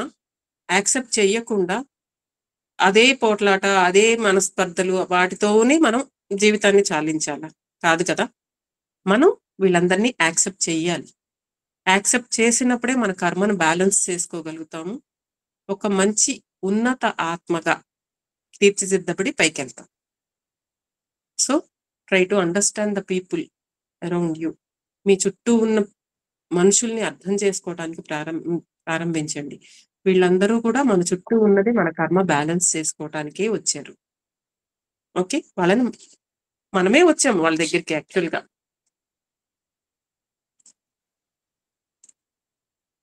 ఎవరైనా సరే, వాళ్ళు మంచి వాళ్ళైనా చెడ్డవాళ్ళైనా, మనతో మంచిగా ఉన్నా కూడా వాళ్ళు ఎలా ఉన్నారో మనం మన స్థితిని అంగీకరిస్తున్నాం కదా. నేను సమగ్రంగా, సంపూర్ణంగా, సచేతనత్వంతో నా స్థితిని అంగీకరిస్తున్నానని చెప్తున్నాం. అట్లాగే ఎదుటి వ్యక్తులను కూడా అలాగే అంగీకరించాలి. వాళ్ళు ఏ స్టేట్ లో ఉన్నారో మారమని చెప్తే ఎవరు మారరు. మనం మారామా? మనకు ఒక విషయం తెలిసింది కాబట్టి మారుతున్నాం మనం. వాళ్ళకేం తెలియదు కదా, వాళ్ళు ఎలా మారుతారు? సో ఫస్ట్ వాళ్ళని యాక్సెప్ట్ చేయటం మొదలు పెట్టినప్పుడు ఈ కాన్వర్జేషన్స్ ఎప్పుడైతే తగ్గుతూ ఉంటాయో వాళ్ళకు కూడా అర్థమవుతుంది. ఇదేంటి ఇదివరకు ఇలా పోట్లాడే వాళ్ళు వీళ్ళు మనతో ఇప్పుడేంటి ఇలా స్థిమితంగా కామ్గా మాట్లాడుతున్నారు. మనలో వచ్చిన మార్పును గమనిస్తారు. వాళ్ళు గమనించటం మొదలవుతుంది. ఎప్పుడైతే గమనించటం మొదలు పెడతారో అప్పుడు వాళ్ళలో కూడా మార్పు మొదలవుతుంది. సో మనం ఎప్పుడైతే యాక్సెప్టెన్స్ అనేది ఇద్దరిలో మార్పు వస్తుంది, వెంటనే రాకపోయినా కొంతకాలం గ్యాప్తో అయినా ఇద్దరిలో మార్పు వస్తుంది. సో ప్రతి వాళ్ళని ఉన్న వారిని ఉన్నట్టుగా యాక్సెప్ట్ చేయటం నేర్చుకోండి. ఎందుకు? వాళ్ళతో కర్మని బ్యాలెన్స్ చేసేసుకోవాలి. మనం ఈ జీవిత కాలంలో మన కర్మని వాళ్ళతో మనం బ్యాలెన్స్ చేసుకోవాలన్నమాట. బ్యాలెన్స్ చేసుకోవడానికి మనం వాళ్ళని యాక్సెప్ట్ చేయాలి. తర్వాత పేజీ మన అత్తగారి కుటుంబానికి. అత్తగారి కుటుంబంలో అత్తమామలు, ఆడపడుచులు, మరుదులు వీళ్ళందరూ ఉంటారు. చాలా మంది ఎఫర్మేషన్స్ చదవమన్నప్పుడు అసలు ఎందుకు క్షమించాలని అడగాలండి, మేమేం తప్పు చేయనప్పుడు అని అడుగుతారు. తప్పు చేయని మానవుడు ఎవరు ఉండరండి. ఏదో ఒక మాట, ఏదో ఒకటి జరుగుతూనే ఉంటుంది. నేను ఎందుకు క్షమించమని అడగాలి వాళ్ళని? వాళ్ళే నా ఎళ్ళ తప్పు చేస్తున్నప్పుడు నేను ఎందుకు అడగాలి వాళ్ళని క్షమించమని అని అడుగుతారు చాలా మంది. ఎందుకు క్షమించమని అడగాలంటే ఇందాక మనం చెప్పుకున్నాం, మన కర్మని మనం బ్యాలెన్స్ చేసుకోవాలి వాళ్ళందరితో. ఇది గమనించండి ప్రతి ఒక్కళ్ళు కూడా, మన కర్మని మనం బ్యాలెన్స్ చేసుకోవాలి. ఎందుకు అంటే వాళ్ళు మన కర్మలో భాగం. మనం బ్యాలెన్స్ చేసుకోవాలన్న కర్మలో వాళ్ళు భాగం అన్నమాట. మన గత జన్మలో వాళ్ళ ఎడల మనం కర్మ బ్యాలెన్స్ చేసుకోలేకపోయాం కాబట్టి తిరిగి మళ్ళా వాళ్ళు మన ఎదుట నిలబడ్డారు పూర్తి చేసుకొని కర్మ బ్యాలెన్స్ అనేది.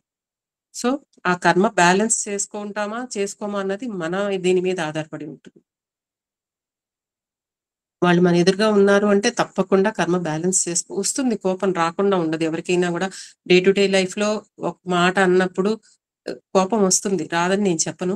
కానీ వచ్చినప్పుడు ఒక మాట అన్నా కూడా తర్వాత వెంటనే ఎదుటిపడి మనం క్షమించమని అడగలేకపోయినా ఎఫర్మేషన్స్ వాళ్ళ పేరు మీద చదివితే అక్కడ మీరు కొంత బ్యాలెన్స్ అవుతారు. అది క్రమక్రమంగా ఎప్పుడైతే అలవాటు చేసుకుంటామో అప్పుడు వాళ్ళ మీద కోపం రావటం కూడా తగ్గుతూ ఉంటుంది మనకి. వాళ్ళు అన్నప్పుడు వీళ్ళు మారరు, మనం మారదాం, మన కోసం మనం మారాలి. మన స్థితిగతులు అంటే ఇక్కడ ఆర్థికంగా కాదండి, మనం చేరాల్సిన వాటి స్థితిగతుల గురించి మనం మారాలన్నమాట. తర్వాత వివాహం చేసుకున్న దానికి భార్య భర్త. అసలు కొంతమంది శివాసార దగ్గరికి వచ్చినప్పుడు 2-3 సార్లు నేను శివాసార్తో తిట్లు కూడా తిన్నాను. కొంతమంది ఫోన్ చేస్తారు, సార్తో మాట్లాడాలి మేడం, ప్లీజ్ అంటారు. ఏదో వాళ్ళ సీరియస్ ఇష్యూనే ఉంటుంది పాపం. సరే ఫోన్ చేస్తే సార్ అంటారు, మీరు తలుచుకోండి, మీకు వ్యతిరేకంగా మాకు అసలు ఎవ్వరూ లేరండి వ్యతిరేకంగా ఆలోచించే వాళ్ళు అంటారు. అసలు ఎవ్వరూ లేరు, మాకు ఎవరు వ్యతిరేకంగా ఎవరిని తలుచుకోమంటారు అని ఎదురు క్వశ్చన్ వేస్తారు. సార్ ఫోన్ పెట్టేయండి అని చెప్తారు. ఎవరూ లేకుండా ఎవరు ఉండరండి. తర్వాత ఒకసారి 2-3 సార్లు తర్వాత మళ్ళీ ఫోన్ చేసి, మేడం ఫస్ట్ మీరు వాళ్ళని అడిగిన తర్వాత కాల్ చేయండి అని చెప్పి 2 సార్లు తిట్టారు నన్ను సార్. అలాగా మనం భార్య భర్త ఉన్నప్పుడు 365 రోజుల్లో 365 భావాలు, 365 కాన్వర్జేషన్స్ ప్రతి ఒక్కళ్ళకి ఉంటాయండి భార్యాభర్తలు అన్నాక. లేవని ఎవరు, మనం పూజించే దేవుళ్ళు ఉన్నారు కదా, వాళ్ళకే ఉన్నాయా కాన్వర్జేషన్స్? వాళ్ళని భూమి మీదకి వచ్చి తపస్సు చేసుకున్న వాళ్ళు ఉన్నారా? అంతెందుకు పెళ్లి చేసుకున్నప్పుడు సీతారాముల్లాగా కలకాలం ఉండండి అంటారా మన వాళ్ళందరూ? మరి వాళ్ళిద్దరి మధ్య కాన్వర్జేషన్ లేదా? ఉంది. అంటే అందరూ ఆచరించే జీవన విధానం మీద నేను మీకు ఎగ్జాంపుల్ ఇస్తున్నాను. రామచంద్రుణ్ణి దశరథ మహారాజు అడవికి వెళ్ళమన్నప్పుడు ఆయన దగ్గరించి అనుమతి తీసుకుని అమ్మకి, నా భార్యకి కూడా చెప్పొస్తానని వస్తాడు. ఆయన వచ్చినప్పుడు భార్య దగ్గరికి వెళ్తాడు, సీతాదేవి దగ్గరికి వెళ్ళి, ఇలా మా నాన్నగారు నన్ను 14 సంవత్సరాలు అడవికి వెళ్ళమన్నారు, నేను అడవికి వెళ్తున్నాను అంటే, నేను కూడా వస్తాను అంటుంది ఆవిడ. నేను కూడా వస్తానన్నప్పుడు, వద్దు, అది అడవి, నువ్వు చాలా సుకుమారురాలివి, నువ్వేమీ ఇచ్చేయలేవు, నువ్వు ఇక్కడే ఉండు, అక్కడ అన్ని ఉంటాయి, నువ్వు అక్కడ నేల మీద మట్టిళ్లలో వాడి దగ్గర ఉండమంటుంది. ఆవిడ ఎన్నిసార్లు చెప్పినా వినడు ఆయన. వినప్పుడు ఒక ఎగ్జాంపుల్ చెప్తుంది ఆవిడ. ఏం చెప్తుందంటే, నా తండ్రి కన్యాదానం చేసే సమయంలో నీకు పిఎం సీత మమసుత సహధర్మ చరీతవ అంటే, ఇదిగో నా కుమార్తె సీతాదేవి నీకు సహధర్మచారిణిగా ఉంటుంది. అలాగే ఛాయే వానుగత సదా, నీ నీడలాగా ఎక్కడికి వెళ్ళినా నీ నీడ నిన్ను ఎలా వదలదో అలాగా వదలకుండా నీ నీడలాగా వస్తుందని చెప్పారు మా నాన్నగారు. నీకు కన్యాదానం, ఇప్పుడు మనం కూడా కన్యాదానం చేసే సమయంలో ఇదే చెప్తారు మన పంతులు గారు. అయితే నిన్ను నీడలాగా వస్తానని చెప్పి నా తండ్రి నీకు కన్యాదానం చేశాడు, నన్ను తీసుకెళ్ళు అంటుంది. అయినా ఒప్పుకోకపోతే ఆవిడ ఒక మాట అంటుంది, నా తండ్రి నన్ను ఒక స్త్రీకి ఇచ్చి పెళ్లి చేశాడు అనుకుంటాను, ఆయన నువ్వు ఒక పురుషుడు అని అనుకుని నీకు ఇచ్చి నన్ను పెళ్లి చేశాడు, కానీ నాకు ఇప్పుడు అర్థమవుతుంది నువ్వు ఒక స్త్రీవని అంటుంది ఆవిడ. అంటే ఆయన అవన్నీ అడవులో పులులు వస్తాయి, ఇవన్నీ వస్తాయి అని ఈవిని భయపెడుతున్నాడు. నేను ఎదుర్కొంటాను, నువ్వు నాతో రా అని చెప్పకుండా నువ్వు ఇక్కడే ఉండు అని అనటం అర్థంలో ఆవిడ చెప్తుందనమాట. అంటే ఎక్కడైనా సరే కాన్వర్జేషన్ అనేది భార్యాభర్తలకి ఉండకుండా ఉండదు. తప్పనిసరిగా చదవాలి ఎఫర్మేషన్ అనేది. మీరు మిగతా మీరు మీ భర్త ఉన్నారు, కొంతమంది అనుకూలంగా ఉంటారు, కొంతమంది ఏమో అననుకూలంగా ఉంటుంటారు. మీరు ఎఫర్మేషన్ చదివి చూడండి ప్రతిరోజు. మీకు ఖాళీ ఉన్నప్పుడల్లా చదవండి డెఫినెట్ గా. ఇందాక నేను చెప్పాను 100కి 1000 మార్క్స్ వేస్తానని చెప్పాను ఈ ఎఫర్మేషన్స్ కి. ఇప్పుడు కూడా అదే చెప్తున్నాను నేను, 100కి 1000% చెప్తున్నాను. మీరు ప్రతిరోజు కనుక ఈ ఎఫర్మేషన్ మీకు వీలున్నప్పుడల్లా చదవండి. వాళ్ళల్లో ఉన్న నెగిటివ్ తగ్గకపోతే డెఫినెట్ గా అడగండి నన్ను. మగవాళ్ళు అంటారు చొక్కా పట్టుకుని అడగండి అంటారు చూసారా, అలాగే డెఫినెట్ గా నన్ను అడగండి. రాలేదు, మీరు చెప్పారు ఎఫర్మేషన్స్, మా హస్బెండ్ లో మార్పు రాలేదు అనేది మాత్రం ఉండదండి. కొంతైనా వస్తుంది ఎఫర్మేషన్ చదివితే. దాంట్లో చక్కగా చదువుతాం కదా మనం, నా భర్తలో ఉన్న అన్ని నెగిటివ్ ఎనర్జీస్ ని తొలగిపోగాక, ఆ దివ్యాగ్ని అతనిలో ఉన్న నెగిటివ్ అంతా కూడా తీసివేయి అని చెప్పి ఉంటుంది కదా. అది చదువుతూ ఉంటే క్రమక్రమంగా మార్పు వస్తుందండి. అంతేగాని మాకేం కాన్వర్జేషన్స్ లేవండి, అసలు నేను ఆయన అపర శ్రీరామచంద్రుడు, నేను సీతాదేవిని అలా మాట్లాడకండి ఎవరు. ప్రతి వాళ్ళకి కాన్వర్జేషన్ ఉంటుంది భార్యాభర్తలు అన్నాక. ఎందుకంటే మామూలు ఒక తల్లికి పుట్టిన అన్నదమ్ములు అక్క చెల్లెళ్లలోనే అభిప్రాయ భేదాలు ఉన్నప్పుడు, వేరే కుటుంబం నుంచి ఇద్దరు వేరే వేరే కుటుంబాల నుంచి వచ్చినప్పుడు వాళ్ళకి వీళ్ళకి సేమ్ ఐడియాలజీ ఎందుకు ఉంటుంది? కాకపోతే ఏంటంటే భర్త అనండి, భార్య అనండి, ఎవరో ఒకళ్ళు తెలివిగా ఆలోచించినప్పుడు రెండో వాళ్ళు దాన్ని యాక్సెప్ట్ చేస్తూ ఉంటారు. ఓకే, నాకంటే తను తెలివిగలవాడు కాబట్టి తను చెప్పేదాన్ని నేను అనుసరించాలి అనేది యాక్సెప్టెన్స్ అక్కడ కూడా. అలా కాకుండా ఉన్నప్పుడు ప్రతి ఇద్దరికి ఏదో ఒక గొడవలు అవుతూనే ఉంటాయి. పక్క వాళ్ళకి వినోదం, వాళ్ళు ఇంటి మాట ఊరు దాచిచ్చేస్తారు. కానీ మళ్ళా మనం ఏం చేస్తాం, మళ్ళా గంటకో 2 గంటలకో వీళ్ళిద్దరు కలిసిపోతారు. కానీ ఈ పోట్లాడుకున్న విషయం ఊరు దాటిపోతూ ఉంటుంది. వీళ్ళింట్లో ఎప్పుడు ఇలా పోట్లాడుకుంటూ ఉంటారండి, అదండి ఇదండి అనుకుంటూ. సో ఏంటంటే అఫర్మేషన్ చదవండి ప్రతి ఒక్కళ్ళు కూడా. తర్వాత వచ్చి మనకి స్నేహితులు. ఉద్యోగం చేసే ప్రాంతం, పనికి వెళ్ళే చోటు, మనం ఎక్కడైనా సరే, మనం ఎక్కడైతే వెళ్తామో అక్కడ ఉన్న వాళ్ళనమాట, మన వర్కింగ్ ఏరియాలో ఉన్న వ్యక్తులు అనమాట. లేదా మన పొరుగు ఉన్న స్నేహితులు. ప్రతి వాళ్ళకి ఇది వర్తిస్తుంది. ఇరుగు పొరుగు వారితో అభిప్రాయ భేదాలు ఉంటూ ఉంటాయి. వాళ్ళు నా ప్రహరీ మీద వాళ్ళు గొడుగు కట్టారని, లేకపోతే వాళ్ళ జామ చెట్టు వచ్చి మా ఇంట్లో వాలిందని, లేకపోతే వాళ్ళ ఇంట్లో ఉన్న పారిజాతం పూలన్నీ మా ఇంట్లో పడిపోయి అవన్నీ ఎండిపోయి నేను ఓడవలేక బాధపడిపోతున్నానని, ఇలా రకరకాలు. వర్కింగ్ ప్లేస్కి వెళ్ళామా, అక్కడ ఒక మంచి డ్రెస్ వేసుకెళ్తే ఎందుకు వేసుకొచ్చిందో అన్న ఆలోచన. వాళ్ళు ఏదో సంతోషంగా ఉన్నారు, ఒకళ్ళు మంచిగా డ్రెస్అప్ అయ్యి వచ్చారన్నది బాగుంది అని చెప్దా ఉన్నది రాదు ఎవరికి. దానికి నెగిటివ్ ఆలోచన ఫస్ట్ వస్తుంది, తర్వాత ఎక్కడో ఒకళ్ళు బాగుంది అని చెప్తారు ఆ డ్రెస్. ఎక్కడికి వెళ్ళినా ఈ నెగిటివ్ థాట్ ఫార్మ్స్ అనేవి అసలు ఆపలేకపోతున్నాం మనుషుల దగ్గర. అలాగే ఈ వర్కింగ్ ప్లేస్, ఎక్కడైనా వర్క్ చేస్తామన్నప్పుడు వాళ్ళ ఇంటికి వచ్చాక, లేకపోతే ఇంటికి వచ్చే ముందు కూడా ఎఫర్మేషన్ చదువుకుని రావాలి.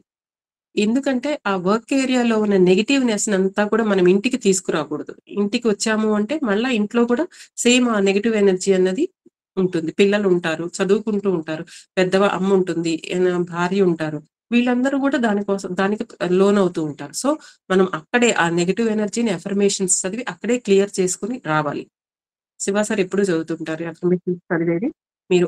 మీరు వచ్చారు, కింద అపార్ట్మెంట్ లో ఉన్నారు, బండి మీద వచ్చారు, బండిలో పెట్టుకోండి ఎఫర్మేషన్స్. అక్కడే ఆ కిందే పార్కింగ్ ఏరియాలో చదివి పైకి రండి అంటారు. సో మనం అక్కడ బయట నుంచి వచ్చిన నెగిటివ్ ఎనర్జీస్ ని మన ఇంటి దాకా రానియకూడదు, ఎక్కడిదక్కడ బ్యాలెన్స్ చేసుకుంటూ రావాలి అనేది. తర్వాత 6వ పేజీ, ఇది మాజీ బాయ్ ఫ్రెండ్స్, గర్ల్ ఫ్రెండ్స్, లేకపోతే విడాకులు తీసుకున్న వాళ్ళు. ఎవరు విడాకులు తీసుకుంటారు ఇప్పుడు పడకలేదు మనకి, సరే కొంతమంది చాలా సామరస్యంగా ఇద్దరి దీంతో జాయింట్ గా తీసేసుకుంటూ ఉంటారు.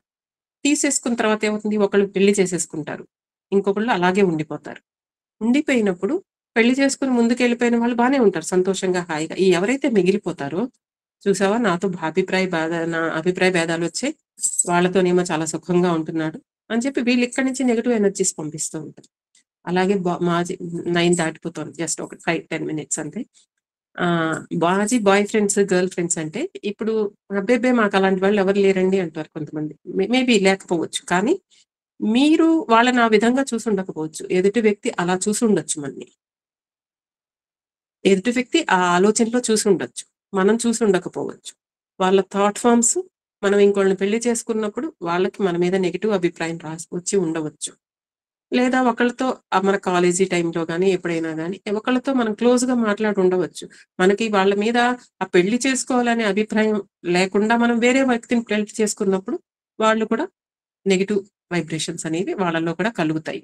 ఇన్నాళ్ళు నాతో క్లోజ్ గా ఉంది, పెళ్ళి అనేటప్పటికి ఇంకొకళ్ళని పెళ్లి చేసుకుంది, మేము బాగా సంపాదించట్లేదనా, లేకపోతే నా చదువు సరిగ్గా లేదనా, నేను అందంగా లేననా, ఇవన్నీ మాట్లాడతారు. సో ఈ మాజీ బాయ్ ఫ్రెండ్స్, గర్ల్ ఫ్రెండ్స్, విడాకులు తీసుకున్న వాళ్ళు, వీళ్ళందరికీ మనకి గుర్తొస్తారు. ఈ అఫర్మేషన్స్ లో ఉన్న అతి అందమైన థింగ్ ఏంటంటే, ఫస్ట్ ఎవరూ లేరనుకుని చదవటం మొదలు పెడతాము, కానీ చదువుతూ ఉన్నప్పుడు ప్రతి ఒక్కళ్ళు గుర్తొస్తారు మీకు. ప్రతి ఒక్కళ్ళు మన జీవితంలో మన చిన్నప్పటి నుంచి ఇప్పటిదాకా ఉన్న ప్రతి ఒక్కళ్ళు ఒకేసారి గుర్తురారు. క్రమక్రమంగా మనం ఎప్పుడైతే మన గుట్టని క్లియర్ చేసుకుంటూ వస్తూ ఉంటామో వెనకాల గుట్ట ముందుకు వస్తూ ఉంటుందన్నమాట. ఇలా ప్రతి ఒక్కళ్ళు గుర్తొస్తారు మనకి చదువుతున్నప్పుడు. ఎవరైతే గుర్తొస్తారో మీ దగ్గర అఫర్మేషన్ లేకపోయినా వాండ్ మీరు ఆజ్ఞాచక్రం దగ్గర పెట్టుకుని మీరు కొన్నాళ్ళు చదివితే మీకు నోటికి వచ్చేస్తాయి అఫర్మేషన్స్. వాండ్ ఆజ్ఞాచక్రం దగ్గర పెట్టుకుని చదివేసేయండి అఫర్మేషన్ వాళ్ళ కోసం. వచ్చింది మనకి గుర్తుకొచ్చిన వాళ్ళు గుర్తు వచ్చినట్టు క్లియర్ చేసేసుకోవటమే వాళ్ళని. ఎందుకంటే తిరిగి మనం ఆలోచించట్లా వాళ్ళ గురించి, వాళ్ళ మనకేమి నెగిటివ్ అభిప్రాయం లేదు. కానీ మన చిన్నతనంలో తెలిసి తెలియక ఏదో జరిగి ఉంటాయి, వాటికి ఇప్పుడు మనం అడిగేస్తున్నాం. So we're clearing our account, మన కర్మను బ్యాలెన్స్ చేసుకుంటున్నాం వాళ్ళతో. సో ఎప్పుడైనా సరే మీకు ఎవరైనా గుర్తొచ్చారు మీ కాలేజీ టైంలో, ఒక అమ్మాయి ఒక అబ్బాయి, లేకపోతే మీ పక్కన మీ స్నేహితురాలతోనే ఏదో ఒక చిన్న గొడవ అయింది, మీకు గుర్తొచ్చింది, అఫర్మేషన్స్ అవుతున్నాం, చదివేయండి వాళ్ళ పేరు మీద కూడా affirmation. Okay, the most important page 7th page. దీంట్లో నా ఎడల వ్యతిరేకంగా ఆలోచిస్తున్న అందరి వ్యక్తుల ఉన్నతాత్మలకు. ఎవరి అందరి వ్యక్తులు? అందరి వ్యక్తులు అంటే కొన్నిసార్లు మనకి ఫలానా వ్యక్తి అని తెలుస్తారు. మా అత్తగారు, మా ఆడపడుచు, లేకపోతే మా మరిది, లేకపోతే మా అక్క, మా తమ్ముడు, మా అన్నయ్య, ఇలా మనకి కొంతమంది తెలుస్తారు. అలా తెలిసినప్పుడు మీకు ఫలానా వ్యక్తులు నా ఎడల వ్యతిరేకంగా ఆలోచిస్తున్నారని మీకు తెలిసినప్పుడు తప్పనిసరిగా వారి పేరు పెట్టి చదవాలి. తప్పనిసరిగా. అది వాళ్ళు కొంతమంది తెలుస్తారు. తెలిసిన తర్వాత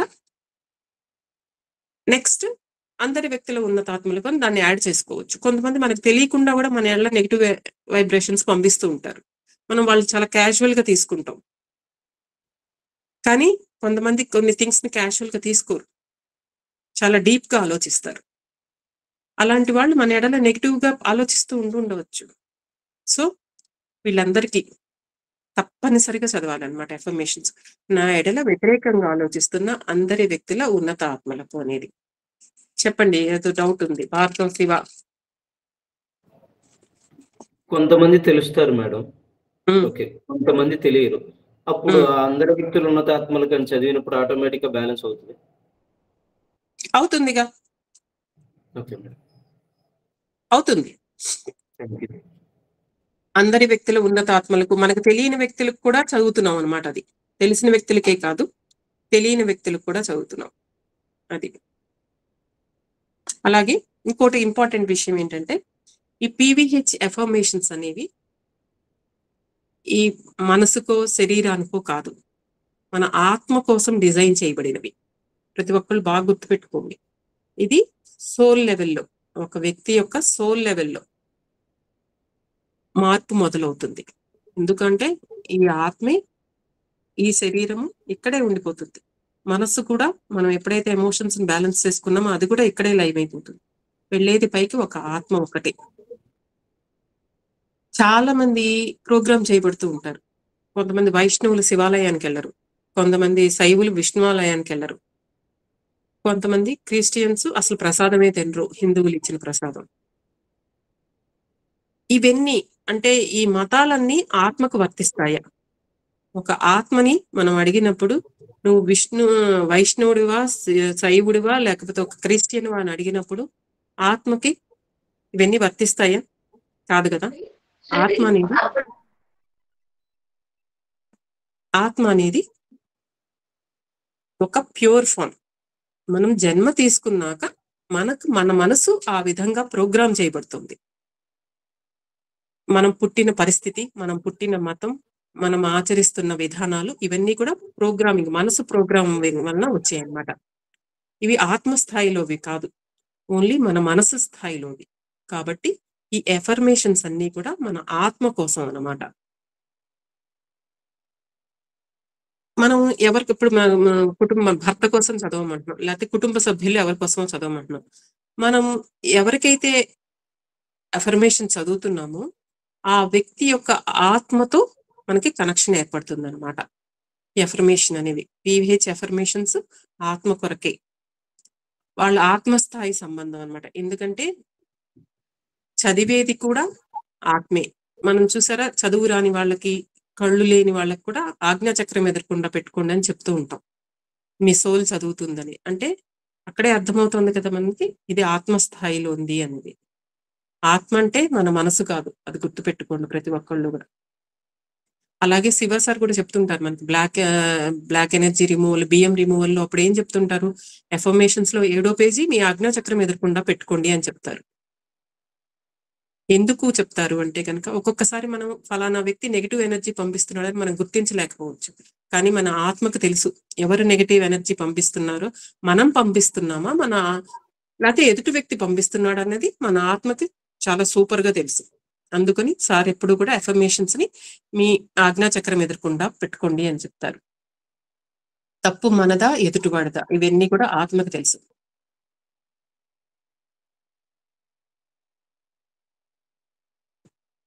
యాక్చువల్ గా ఏంటంటే ప్రతి వాళ్ళు కూడా యాక్సెప్ట్ చేయాలి, మనం తప్పు చేశాం కాబట్టి మన అనుభవిస్తున్న స్థితి మన కర్మ ఆధారంగానే అనుభవిస్తున్నాము. సో తప్పనిసరిగా మనం ఎఫర్మేషన్స్ చదవాలి. ఎఫర్మేషన్స్ మేము చదవమండి, అసలు ఎఫర్మేషన్ మేము ఎఫర్మేషన్ చదవలేకపోతున్నాము అంటే కనుక వాళ్ళు యాక్సెప్టెన్స్ అనేది లేదని అర్థం. వాళ్ళలో డెఫినెట్ గా యాక్సెప్టెన్స్ లేదు. ఎందుకు యాక్సెప్టెన్స్ చేయలేకపోతున్నారు? ఎందుకంటే నేను క్షమించమని అడగటం ఏంటి, వాళ్ళు నా ఎడలు తప్పు చేస్తూ నేను వాళ్ళని ఎందుకు క్షమించమని అడగాలి? నేను ఎన్ని బాధలు పడ్డాను, ఎన్ని కష్టాలు పడ్డాను వాళ్ళ వలన, దానికి నేనెందుకు అడగాలి వాళ్ళని అనేది. ఆ కష్టం పడినా ఎటు వాళ్ళు అలా ప్రవర్తించినా అది మన కర్మలో భాగమే అనేది మీరు ఎప్పుడైతే యాక్సెప్ట్ చేస్తారో దేర్ ఎండ్స్ ద మ్యాటర్. అప్పుడు మీరు ఎఫర్మేషన్స్ చదువుతారు. తప్పనిసరిగా మీరు ఉన్న స్థితి నుంచి మంచిగా నెక్స్ట్ జన్మ అనేది శివ సార్ కూడా ఎప్పుడు చెప్తుంటారు, your planning your future. Future అంటే మనకి మన అంటే ఫ్యూచర్ కోసం డబ్బులు దాచుకోండి అని చెప్తుంటారు కదా మన వాళ్ళు, అన్ని ఖర్చు పెట్టేకరా డబ్బులు అలాగే మన నెక్స్ట్ జన్మ కోసం మనం ఇప్పటి నుంచే ప్లాన్ చేసుకుంటూ ఉన్నాం. ఎలా ఉండాలి నా నెక్స్ట్ జన్మ అనేది ఎవరి చేతుల్లో వాళ్ళకే ఉంది. ప్రతి వాళ్ళ చేతుల్లో వాళ్ళకే ఉంది. సో మన చేతుల్ని మనం జాగ్రత్తగా సంరక్షించుకుని మన తర్వాత జన్మను ప్లాన్ చేసుకోవటానికి మనం మొగ్గు చూపుతామా, లేకపోతే నేను చదవను, నేను చేయలేకపోతున్నాను, నేను చదవలేకపోతున్నాను అనుకుని మళ్ళా సేమ్ పీపుల్ని ఎదుర్కోవడానికి సంసిద్ధంగా ఉన్నది ఎవరికి వాళ్ళు క్వశ్చన్ చేసుకోవచ్చు, ఆన్సర్ కూడా మీకు లభిస్తుంది. సో ఇవాళ ఇక్కడతో మనకి సెషన్ పూర్తి చేసుకున్నామండి. ఎవరికైనా ఏమైనా డౌట్స్ ఉంటే కనుక అడగండి.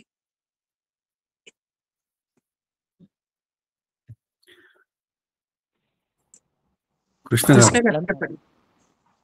మేడం ఇప్పుడు అఫర్మేషన్స్ అన్ని నోటికి కంఠస్థం వచ్చేస్తే గనక వ్యాండ్ పెట్టుకునే తప్పనిసరిగా చదవాలంటారా, లేకపోతే మామూలుగా అలా మనసులో చదువుకోవచ్చు అంటారా? ఒక్కసారన్నా మీరు ఎఫర్మేషన్ లో సింబల్ మనకి ఏదైతే PVH సింబల్ అనేది అది మీ ఆత్మని కనెక్ట్ చేస్తుంది సార్ పరమాత్మతో. దానికి ఆ ఎనర్జీ ఉంది. మీది ఎఫర్మేషన్ లో సింబల్ అయినా అనండి, వ్యాండ్ పట్టుకునే అక్కడ చదవాల్సిందే. తర్వాత మీరు ఎప్పుడైనా ఎవరినైనా క్షమించమని అడిగినప్పుడు మీరు ఎఫర్మేషన్ లో 7th పేజీ అన్నా పెట్టుకోవాలి, లేకపోతే వ్యాండ్ అన్నా పెట్టుకోవాల్సిందే. అంటే బయటికి వెళ్ళి వచ్చిన తర్వాత చదవమన్నారు కదా, వ్యాండ్ పెట్టుకునే చదవాలా అని? చదవాలి, వ్యాండ్ పెట్టుకునే ఉండాలి. మీకు ఎఫర్మేషన్ చదవడానికి కనెక్షన్ ఒకటి ఏర్పడాలి కదా సార్, ఆ కనెక్షన్ మనకి వ్యాండ్ తోనే వస్తుంది మనకి. ఓకే థ్యాంక్స్ అండి మేడం. Okay sir. ఇంకెవరికైనా డౌట్స్? ఇంకా కట్నం RKS చెప్పండి సార్. నమస్తే మేడం. చెప్పండి. నమస్తే సార్. ఇప్పుడు అఫర్మేషన్స్ చదవమంటున్నాం, ఇప్పుడు బయట కూడా చదవమంటున్నాం అనుకోండి, ఎవరినైనా వాళ్ళు మామూలుగా చదివేస్తారు, అంటే ఆర్ట్ఫుల్ గా చదవరు, వాళ్ళకి కూడా ఫలితం వస్తుందా మేడం? ఫలితం వస్తుందా అంటే కొంతమంది చదువుతారు సార్. ఇప్పుడు చెప్పాను కదా ఇందాక నేను, వాళ్ళు చదవగా ఏంటంటే నేను క్షమిస్తున్నాను, మర్చిపోతున్నాను, మనకి మైండ్ఫుల్ గా చదివినప్పటికీను వాళ్ళకి కొంత లేట్ అవ్వచ్చు. కొంతమంది చెప్తుంటారు మేము ఎఫర్మేషన్స్ చదువుతున్నా మాకేం మార్పు రాలేదండి, అలాగే ఉందని చెప్తుంటారు. ఎందుకు రాలేదు మార్పు? మీరు మైండ్ఫుల్ గా చదవట్లేదు అక్కడ. అంటే మీరు ఫలానా నేను మనస్ఫూర్తిగా మైండ్ఫుల్ అంటే మనస్ఫూర్తిగా మీరు చదవట్లేదు ఆ ఎఫర్మేషన్స్ ని. అలాగే ఇప్పుడు నేను ఇందాక చెప్పాను, ఇంతమంది సాక్షులను పెట్టుకుని చదువుతున్నాం మనం ఎఫర్మేషన్స్ ని. అది ప్రతి ఒక్కరికి చెప్పండి. మీరు ఎఫర్మేషన్ ఇచ్చేటప్పుడు మీరు ఎక్స్ప్లెయిన్ చేయండి. ఇప్పుడు నేను చెప్పింది మీకు ఇంతమంది ఉన్నారు, వీళ్ళని సాక్షులుగా చదువుతున్నాం మనం. సో కేర్ఫుల్ గా ఉండాలి, మన ఆలోచన ధోరణి అవన్నీ కూడా చాలా కేర్ఫుల్ గా ఉండాలి అన్నది మీరు చెప్పండి అందరికి. Okay madam, thank you madam. Okay sir. ఇంకెవరికైనా డౌట్స్ ఉన్నాయా సార్? సరే, రేపు మనం మన కణాల గురించి, అవయవాలు, బాడీ సిస్టమ్స్, అవయవాలు, వీటి గురించి తెలుసుకుని తొందరగా అయిపోతే ఆధ్యాత్మిక ప్రార్థనలకి చెప్తాను. ఆధ్యాత్మిక ప్రార్థనలు కూడా చెప్పుకుందాం. లేదు మేడం, అంటే మీరు ఎంత డీటెయిల్డ్ గా చెప్తుంటే మా అందరికీ కూడాను అంత బాగా అర్థం అవుతుంది. మాకు కావాల్సింది వి ఆల్ ఆర్ ఇక్కడ ఈ క్లాస్ లో ఉన్న వాళ్ళందరూ టీచర్స్ అవ్వాలనుకున్న వాళ్ళకి ఇంత డీటెయిల్డ్ గా తెలిస్తే అందరికీ వాళ్ళ స్టూడెంట్స్ కి చెప్పడానికి యూస్ఫుల్ గా ఉంటుందండి. కాబట్టి it's okay, it takes time. Next week, రేపు కాకుండా నెక్స్ట్ వీక్ కూడా మనం ఇంకొక తీసుకోవాలి అంటే we will take 1 more class madam, no problem. ఇంత డీటెయిల్డ్ గా ఉంటేనే బాగుంది మేడం. అయితే రేపు సెల్స్, ఆర్గాన్స్ మన బాడీ సిస్టమ్స్ హీల్ చేసుకుంటాం కదా. అసలు బాడీ సిస్టమ్స్ లో మనం నర్వస్ సిస్టమ్ అని, బ్లడ్ సర్క్యులేటరీ సిస్టమ్ అని, అసలు వాటి గురించి కొంచెం తెలుసుకుందాం. ఇప్పుడు మీరు చేస్తున్న దాని గురించి మనం 1 hour సరిపోతుంది, దాని గురించి తెలుసుకుందాం. రాధిక గారు చెప్పండి.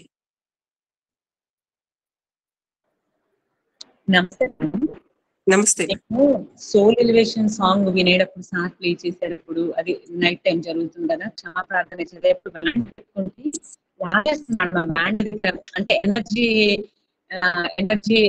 అంటే లాగేస్తున్నట్టు అనిపిస్తుంది ఇక్కడ. అది ఏంటంటే అది దాని అర్థము. అంటే మనం ఆజ్ఞాచక్రం ఎదురకుండా ఎందుకు పెట్టుకుంటామంటే మన సోల్ ప్లేస్ అది.